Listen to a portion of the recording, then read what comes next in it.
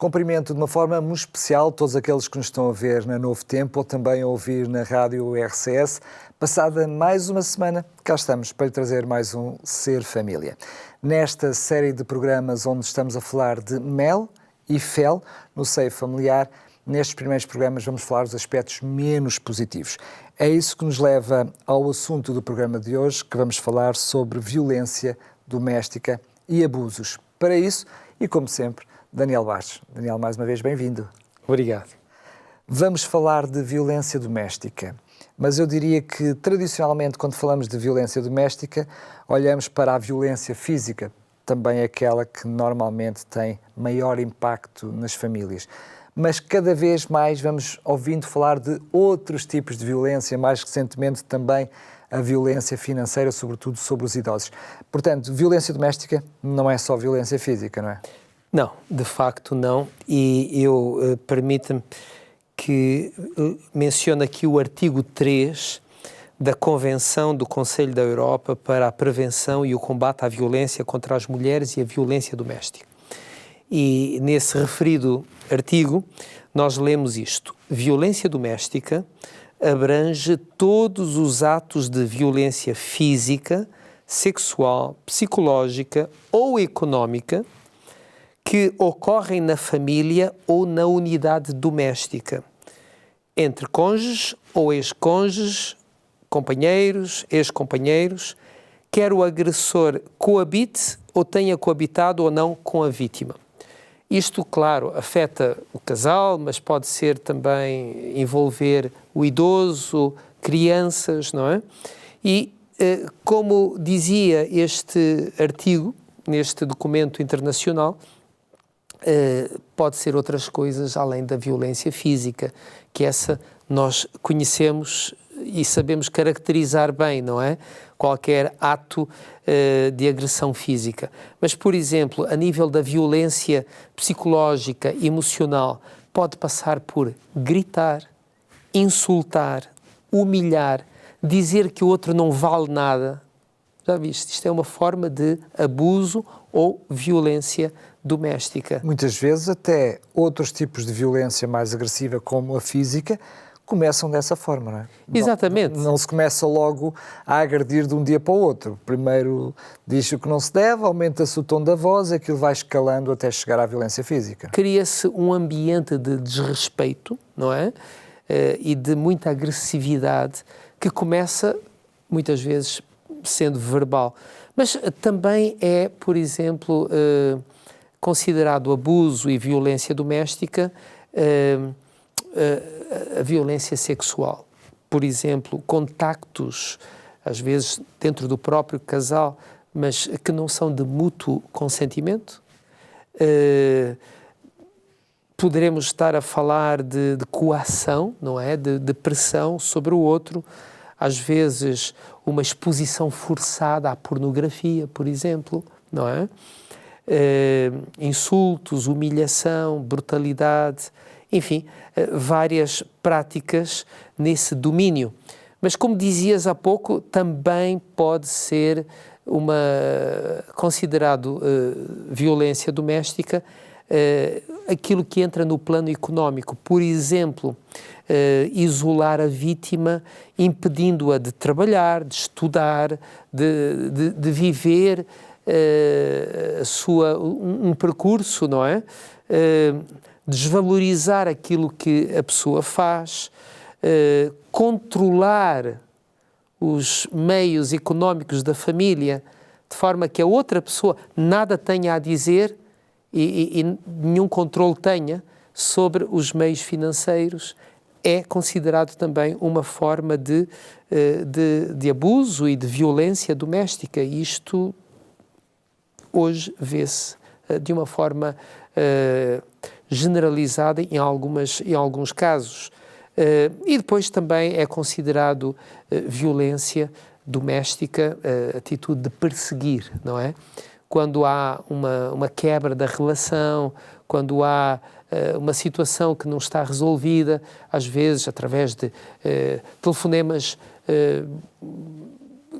consecutivos, persistentes e que é uma forma de intimidar a outra pessoa, uma forma de perturbar ou de desestabilizar a outra pessoa, não é? Hoje em dia, enfim, eu diria algo que não está propriamente categorizado, mas que é uma nova realidade que nos vamos a perceber, que é o uso das redes sociais para condicionar a opinião sobre outra pessoa, para denegrir, para ameaçar.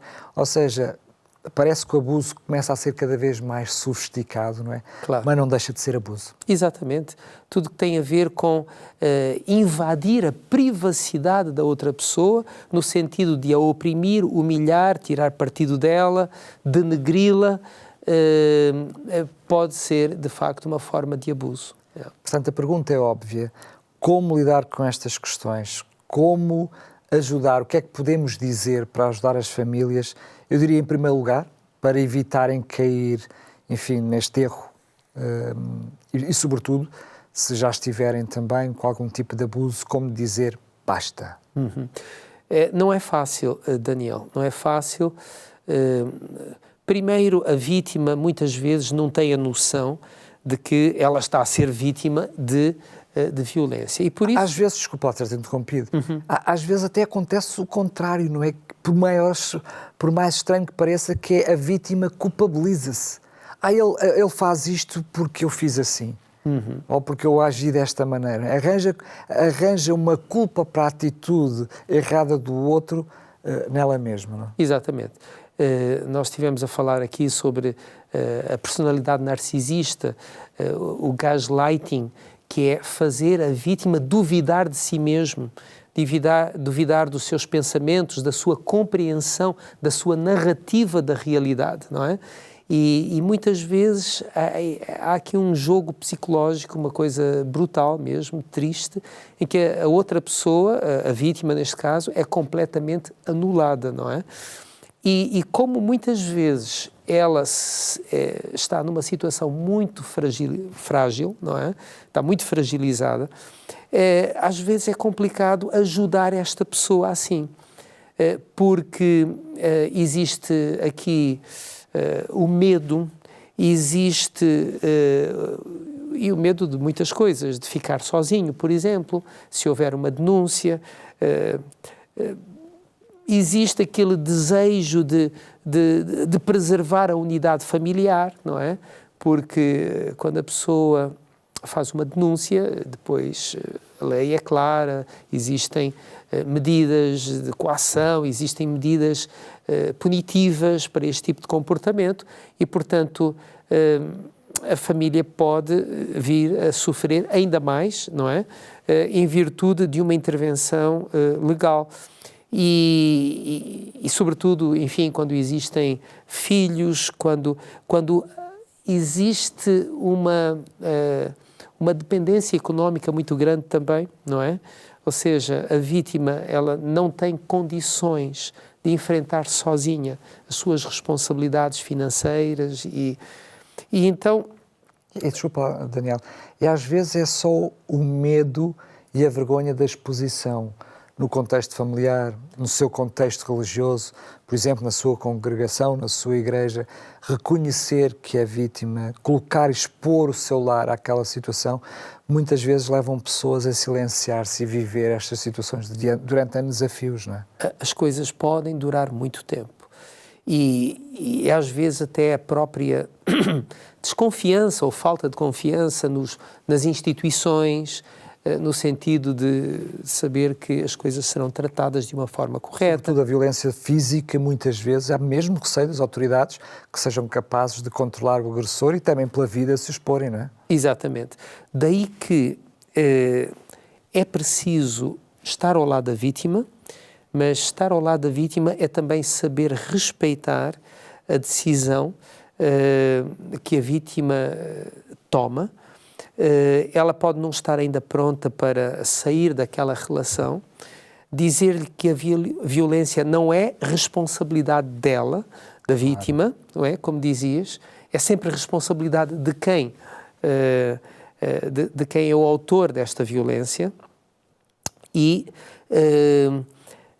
estabelecer com ela um plano de segurança, ir abrindo-lhe também a mente em relação a esta questão, dar-lhe a conhecer que existem organizações que disponibilizam apoio e que garantem também a confidencialidade, dar-lhe indicações de que pode apresentar uma queixa na PSP, na GNR, na Polícia Judiciária ou até nos tribunais, colocar a vítima em contacto com entidades que são especializadas. Eu estou a pensar na APAV, na AMCV... CPCJ, no caso das crianças. Exatamente, outras.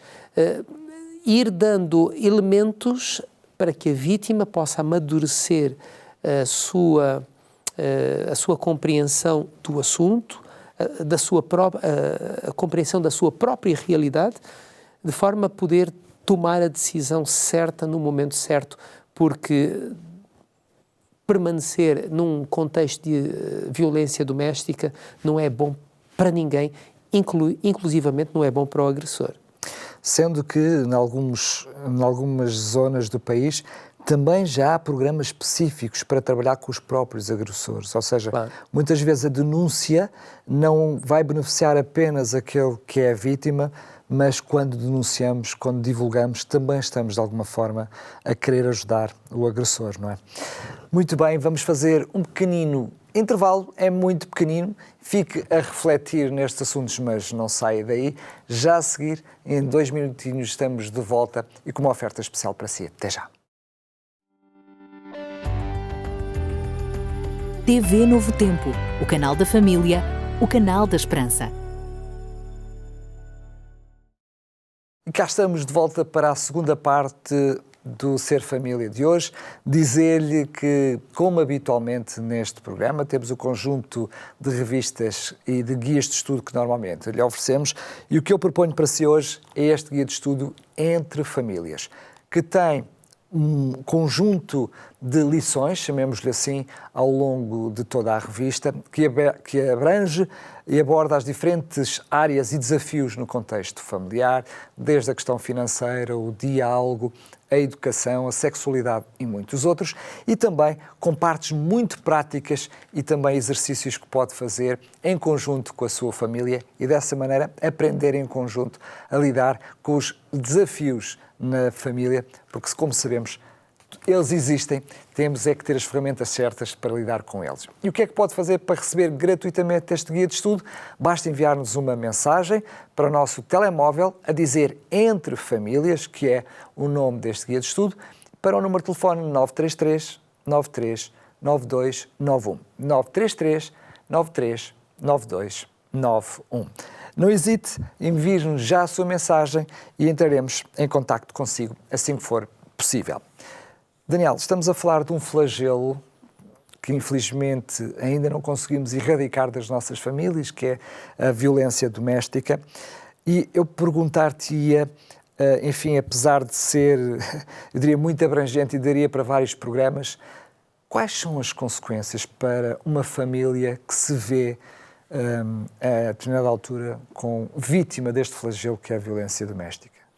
A violência doméstica, o abuso, não deixa apenas nódoas negras, traumatismos, não é? Quando eles têm lugar, lesões, mas muitas vezes estamos a falar de mesmo ainda no plano físico,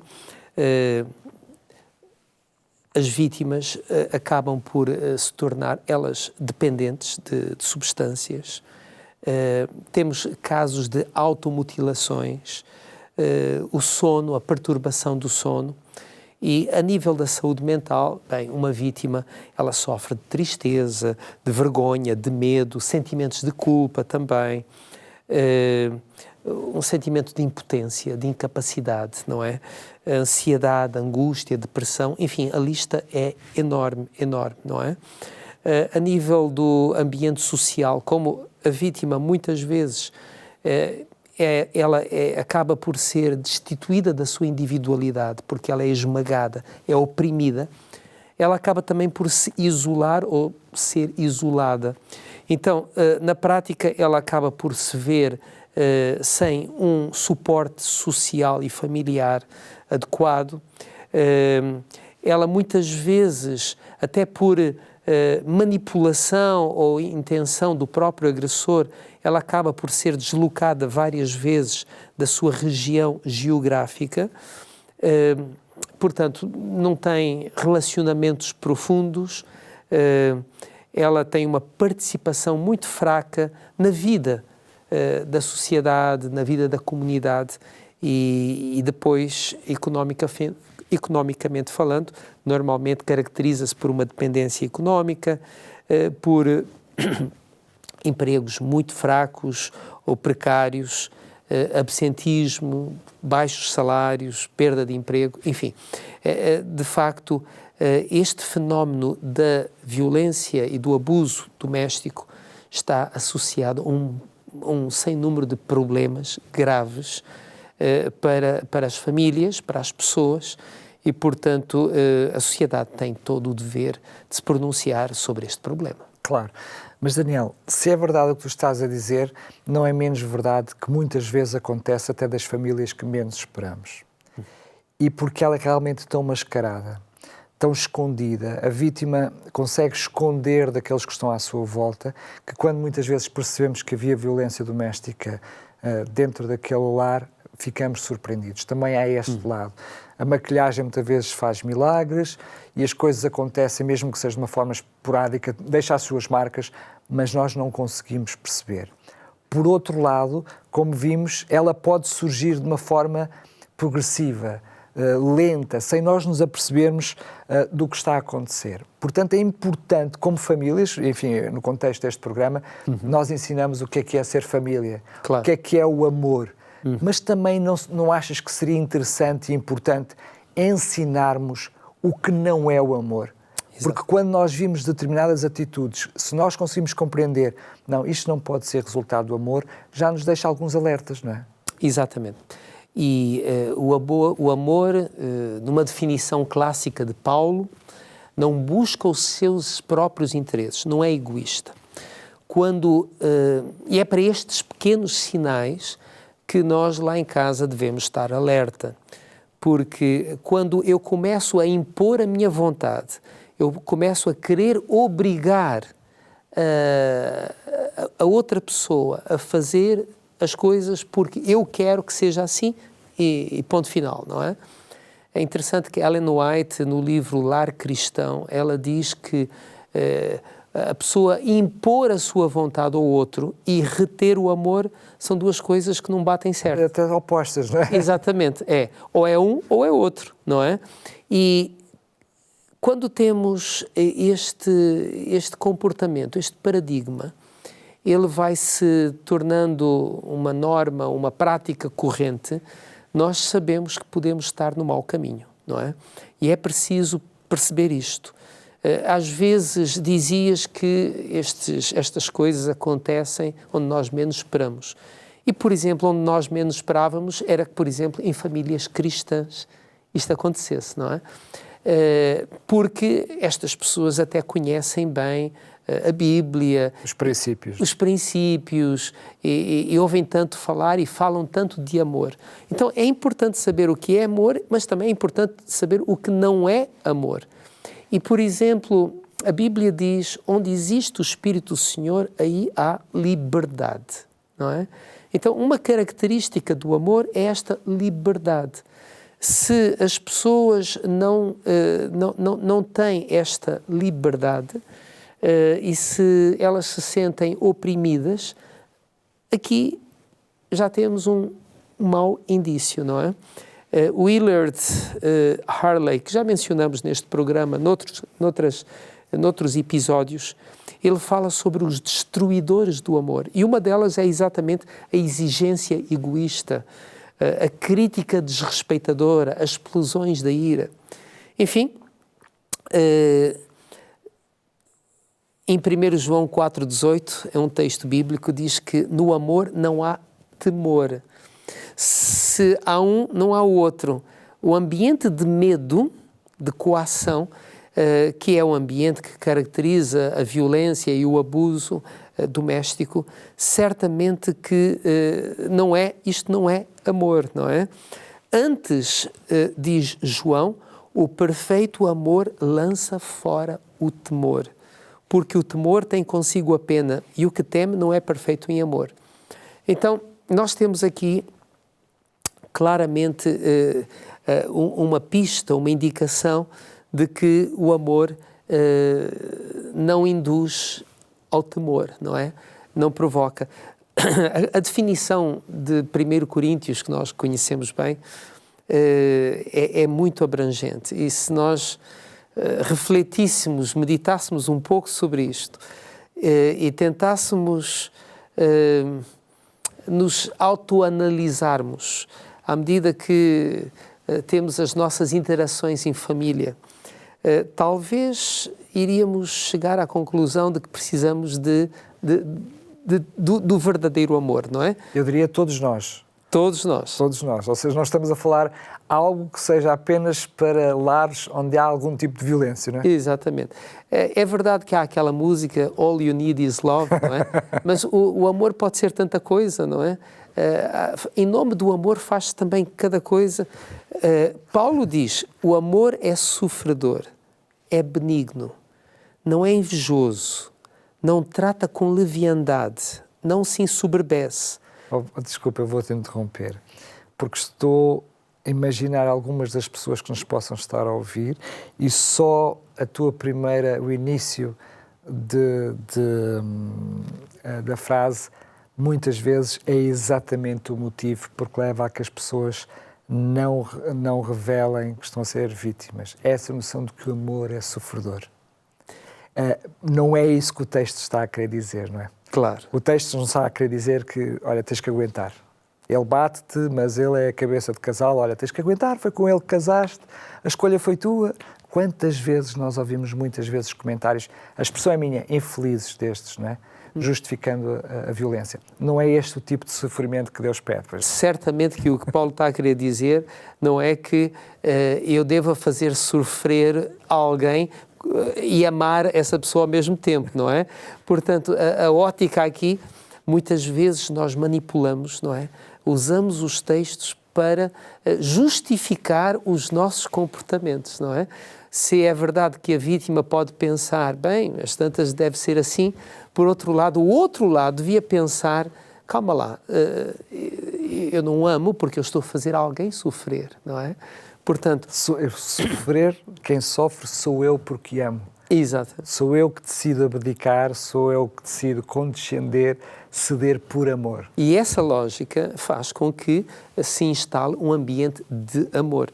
Mas, em resumo, se nós analisarmos este 1 Coríntios 13, 4 a 8, que é um texto clássico sobre o amor, nós vamos reparar uma coisa interessante. Há 15 expressões para definir o que é o amor, mas destas 15, 7 são afirmativas e 8 são negativas. Ou seja, neste mundo em que nós vivemos, é quase mais importante definir o que não é o amor, não é? Do que propriamente, porque em nome do amor diz-se e faz muita coisa que nada tem a ver com o amor. E esta é a mensagem, quando estamos a falar sobre o abuso e a violência doméstica, é preciso que se diga claramente que qualquer tipo de violência ou abuso, seja físico, seja emocional, seja económico, não é amor, não é? Nós não podemos confundir e chamar as coisas por algo que elas na realidade não são, não é? Eu ia dizer o truque, mas não querendo usar essa palavra, nem o segredo, mas tu entendes onde eu quero chegar com o uso destas duas expressões, é agir de imediatamente assim que as primeiras noções de falta de respeito surgem, não é? Não deixar galopar, ou seja, deixar bem claro os limites. E até a fase de namoro é muito importante para esse aspecto, saber manter os limites, aquilo que é o meu limite, até onde é que eu posso ir, até onde é que o outro pode ir.